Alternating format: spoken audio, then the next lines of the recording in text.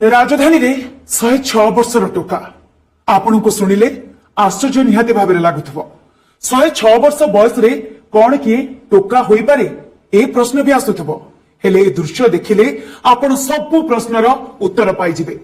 परिणत बयस रे भी से चलचंचल ना बयस ग्रासीछि ना मरीछि तांको इच्छा ना तांकर लबणी बेहेरा बयस सते जेमिति तांको पाखरे हार मानि जाइछि। प्रतिदिन 300 लिटर अधिक चाहा से बिक्री करी निजर पेट पोषंती। भुवनेश्वर स्थित गाड़कण छकरे थिबा रानी ओमफेड स्टॉल रे से दिन राति चा व्यवसाय करती।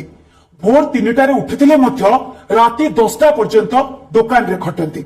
चमसिना धुड़धुड़ होई गलानी किंतु से भारी स्वाभिमानी बंचिथिबा पर्यंत खटिकी खाइबे पछे काहा पाखे हाथ पताइबे नाही बोली कुहंती लबणी।